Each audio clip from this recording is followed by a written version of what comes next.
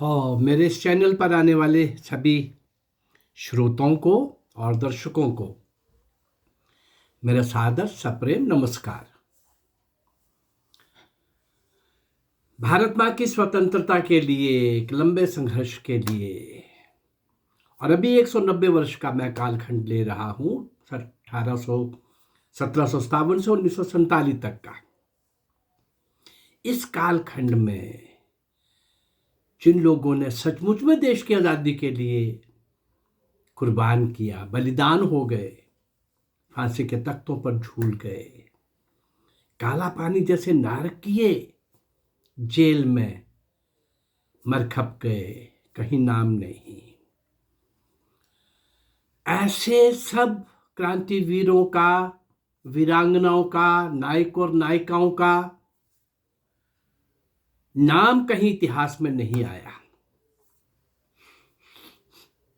और मैं लगभग 448 के आसपास में वीडियोस ऐसे अज्ञात शूरवीरों की, महावीरों की, देशभक्तों की, भारत माँ के सपूत और सपुत्रियों की, बलिदानियों की, कुर्बान होने वालों की, भारत माँ की स्वतंत्रता की बेड़ियां काटने के लिए खुद कट जाने वालों की एक लंबी सूची आपके सामने मैंने लाई है। उसी श्रृंखला में, उसी पंक्ति में एक नाम आज और ये भी अज्ञात। मैंने जितने क्रांतिवीर आपके सामने लाए हैं, वीर और वीरांगनाएं सामने लाई हैं, 98% लोगों का कहीं नाम तक नहीं है। और जिनको वास्तव में देश की आज़ादी के लिए बलिदान हो गए, कुर्बान होना पड़ा, और उनका कहीं नाम नहीं। और जो दो नाम बताए जाते हैं कि नेहरू और गांधी ने आज़ादी लेके दी, उन्होंने एक लाठी तक निकाई थी, जेलें भी वीआईपीस थी। कई तथ्य मैं उनके बारे में रख चुका हूँ। चलिए हम उस क्रांतिवीर को, जो उस संघर्ष के इतिहास में स्वर्णिम पृष्ठ लिख रहे थे, उन्हीं के साथ एक नाम आज श्री जगदीश चंद्र राय। कल मैंने इन्हीं के नाम पर एक एपिसोड आपको दिया था। चलिए थोड़ा आगे चलते हैं। हाँ, वो थोड़ा सा याद होगा कल का कि सुखदेव राज पिस्तौल साफ कर रहे थे और कहीं चेक नहीं कर पाए कि उनका वो क्लच लॉक हुआ कि नहीं हुआ। बातों बातों में गोली निकल गई और वो जगदीश चंद्र राय के कानों के ऊपर से सर्राती हुई आगे चली गई और सुखदेव राज के होश उड़ गए। गनीमत ये रही कि जगदीश चंद्र राय बाल बाल बच गए। सुखदेव राज की ने पूछा, थोड़ा हैरान होकर के, कहीं चोट तो नहीं लगी? मुस्कुराते हुए उत्तर दिया जगदीश चंद्र राय ने, चिरागे सहर हूं, बुझा जाता हूं। ये पंक्ति मैं लास्ट में फिर इसको पूरा करूंगा। दो पंक्तियां वो भी बोला करते थे और अक्सर उन्होंने भगत सिंह के मुंह से भी ये दो पंक्तियां सुनी हुई थी। बस इतना एक पंक्ति बोल करके रुक गए। उसी समय सुखदेव राज और जगदीश चंद्र राय लाहौर के लिए प्रस्थान कर गए। एक सज्जन दुर्गा दास कालिया के घर ठहर गए इन दो में से, और 2 मई 1931 को एक लेडी डॉक्टर मिस लीला एक हैंडबैग लेकर सुखदेव राज के पास पहुंची।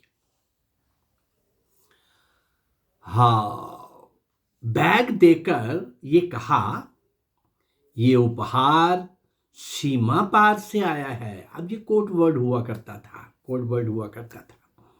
ये उपहार सीमा पार से आया है।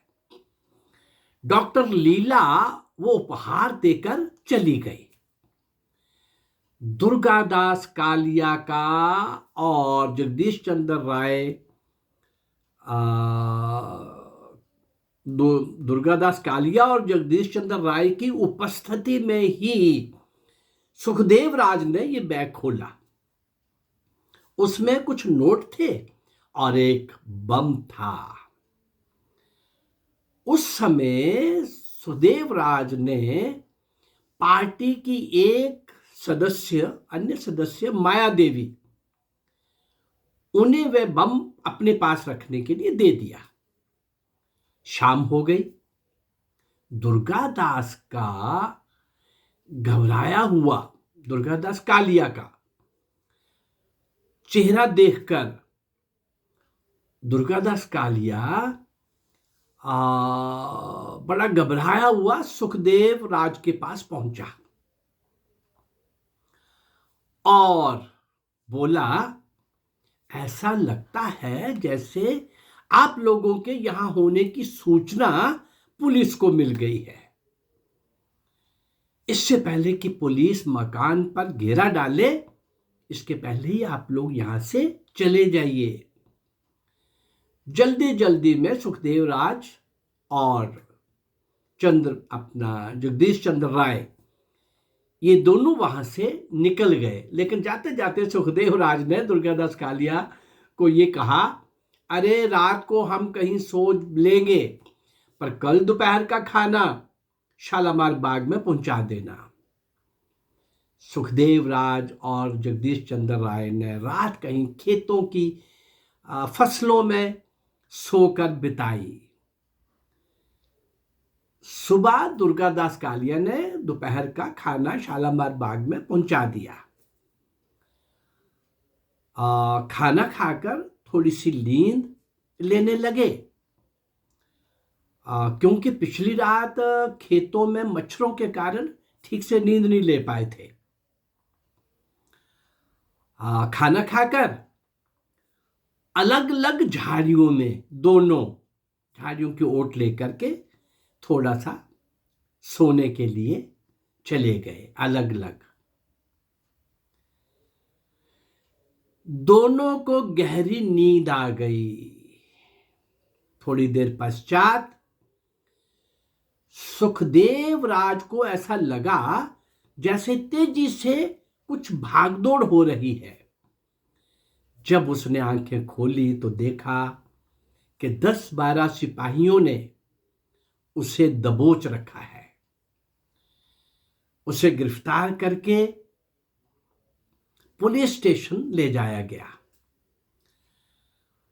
वह ये जानने को उत्सुक था कि जगदीश चंद्र राय का क्या हुआ। थोड़ी देर पश्चात 2 पुलिस ऑफिसर आपस में बातें करते हुए सुने गए। क्या सुना सुखदेव राज ने? क्या बोल रहे थे वो? सुखदेव राज के साथी की लाश पोस्टमार्टम के लिए भेज दी गई है। इससे सुखदेव राज को ये तो पता चल गया कि नींद में उसने जो गोलियां चलने की आवाज भी सुनी थी, तो इसका मतलब जगदीश चंद्र राय को मार डाला गया। 3 मई 1931 को सुखदेव राज को गिरफ्तार करके जेल में डाल दिया गया। मुकाबले की कहानी बताई गई। वो पुलिस की मनगढ़ंत कहानी क्या थी कि हमने जगदीश चंद्र राय को उसने हम पर फायर किया और हमने मुकाबले में उसको खत्म कर दिया। जगदीश चंद्र राय तो पूर्ण रूप से निहत्था था।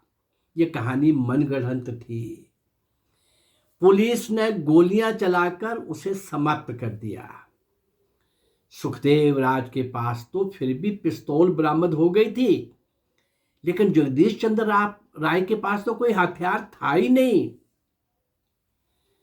जब जगदीश चंद्र राय के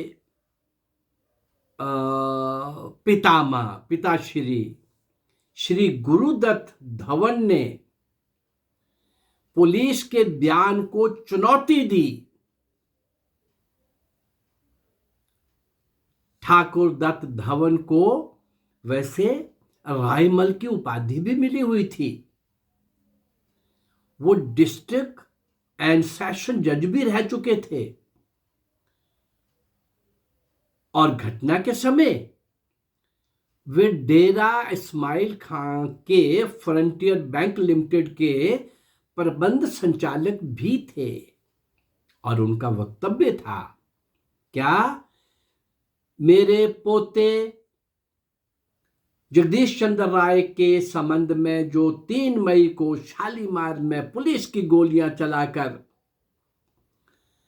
जो बताया गया है और समाचार पत्रों में अनेक भ्रांतिपूर्ण बातें छपी हैं कि वे किसी षड्यंत्र का फरार अभियुक्त था, बिल्कुल गलत।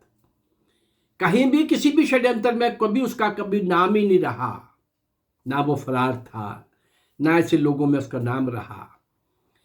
पिछले 1 वर्ष से वे लखनऊ कॉलेज के एक बोर्डिंग हाउस में रहकर पढ़ रहा था।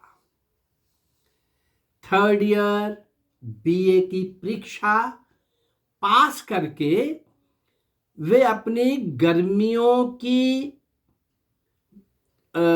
की छुट्टियां बिताने के लिए डेरा इस्माइल खां आ रहा था। उसका शायद एक ही अपराध था कि वो फरार कहे जाने वाले लोगों के पास कहीं बैठा हुआ था। राय बहादुर धवन के वक्तव्य से पुलिस बेनकाब हो गई। बड़ी विचित्र बात तो ये थी कि 2 व्यक्तियों को घेरने के लिए 400 सशस्त्र जवान लगा रखे थे। पुलिस ने उस निहत्थे व्यक्ति को आत्मसमर्पण के लिए भी नहीं बोला, कई गोलियां चलाकर उसे सचमुच भून डाला गया। जगदीश चंद्र राय का ये बलिदान भगत सिंह की राह पर चलकर ही जगदीश चंद्र राय ने अपनी कुर्बानी दे दी। ये भगत सिंह का नाम मैंने इसलिए इसके साथ जोड़ा है,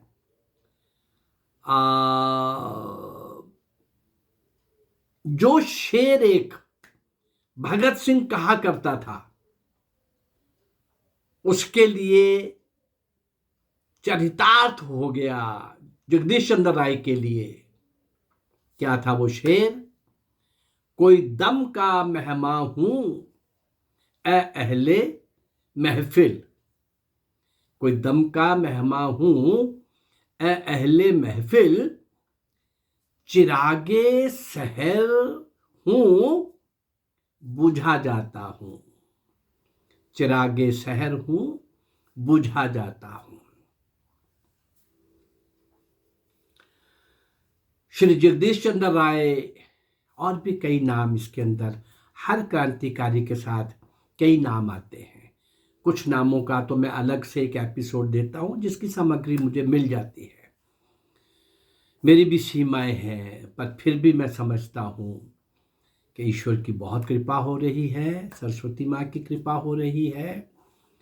मैं आपको देशभक्ति के गीत दे पा रहा हूं और इन अज्ञात नायक नायिकाओं को, वीर वीरांगनाओं को, जिन्होंने शौर्य और वीरता के शिखर पर बैठकर अंग्रेजों की, उन आताताइयों की शक्तिशाली सरकार को सशस्त्र चुनौती देते हुए, ललकारते हुए, सब प्रकार के कष्ट सहन करते हुए भारत मां की स्वतंत्रता के लिए उस यज्ञ में अपने आप को आहुत हो गए। हाँ, उन्हीं लोगों में, उन्हीं साथियों में उन्हीं अज्ञात अनगिनत साथियों के साथ आज एक नाम, कल एपिसोड पार्ट 1 दिया था, आज मैंने पार्ट 2 दिया। ऐसे ना अज्ञात शूरवीरों को, नायक नायिकाओं को, हर आयु वर्ग के उन क्रांतिकारियों को जिन्होंने भारत मां की स्वतंत्रता के लिए सर्वस्व निछावर किया। ये मेरा प्रयास है और अभी 190 वर्ष का कालखंड लिया है ईस्ट इंडिया कंपनी से आने से ब्रिटिशर्स के जाने तक का। अभी केवल इतना इतिहास ले रहा हूं और इसी में मुझे लगता है कि कम से कम 700 मैं वो क्रांतिकारी आपके सामने रख पाऊंगा, वो नायक और नायिकाएं रख पाऊंगा जिनको कोई नहीं जानता, इतिहास में उनका कहीं कोई नाम नहीं आया। उनको श्रद्धांजलि देंगे हम, और 2-4 क्रांतिकारियों के श्रद्धांजलि के बाद एक क्रांतिकारियों को गीत के माध्यम से श्रद्धांजलि देने का पिछले 2-2.5 साल से मेरा प्रयास चल रहा है। ये लंबा चलेगा और सिंध के राजा दाहिर से लेकर नेताजी सुभाष चंद्र बोस तक कम से कम 1500-2000 अज्ञात नायक नायिकाओं को आपके सामने लाने का मेरा प्रयास रहेगा। और अगर ये मेरा प्रयास आपको अच्छा लग रहा है तो मेरे इस चैनल को लाइक करिए, सब्सक्राइब करिए और इसको शेयर करिए। नमस्कार, जय भारत।